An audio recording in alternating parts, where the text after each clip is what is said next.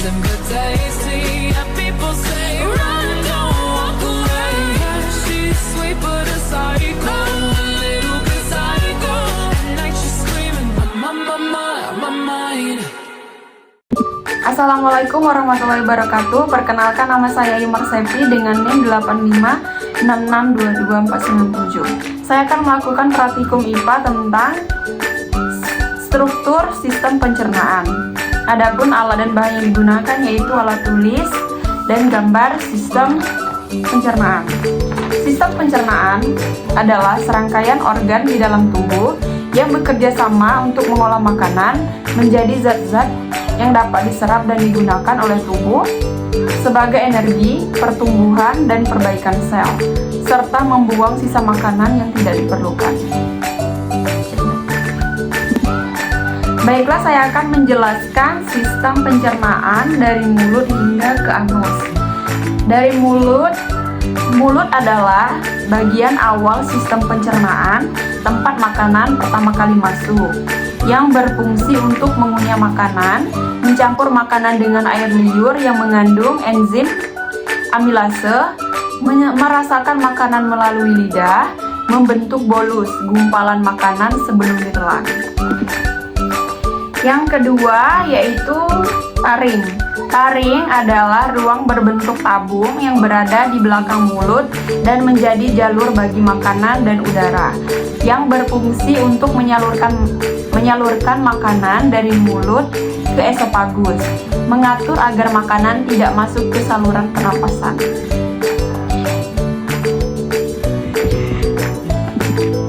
Yang ketiga yaitu esofagus. Esofagus adalah saluran yang berbentuk tabung yang menghubungkan paring dengan lambung, yang berfungsi untuk menggerakkan makanan menuju lambung melalui gerak peristaltik. Yang keempat adalah lambung.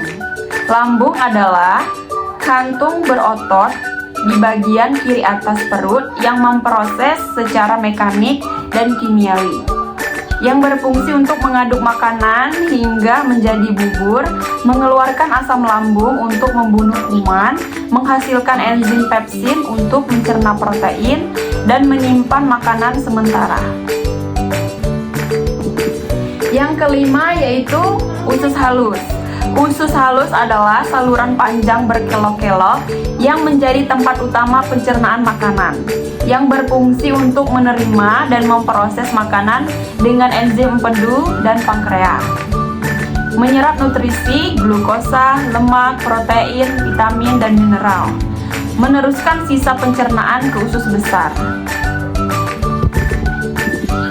Yang keenam adalah usus besar. Usus besar adalah bagian usus yang lebih besar diameternya dan menjadi tempat akhir penyerapan, yang berfungsi untuk menyerap air dan mineral, membentuk dan mengeraskan feses, menjadi tempat bakteri baik untuk menghasilkan vitamin K. Yang ketujuh yaitu hati. Hati adalah organ terbesar dalam tubuh bagian kanan atas perut, yang berfungsi menghasilkan empedu untuk memecah lemak, menyimpan cadangan energi, menetralisir racun dalam darah, dan mengatur metabolisme tubuh. Yang kedelapan adalah empedu. Empedu adalah kantong kecil yang terletak di bawah hati, tempat empedu disimpan. Menyimpan dan memekatkan empedu, mengeluarkan empedu ke usus halus untuk memulsikan dan menghancurkan lemak. Yang kesembilan adalah pankreas. Pankreas adalah organ yang terletak di belakang lambung, berfungsi sebagai kelenjar pencernaan dan kelenjar hormon.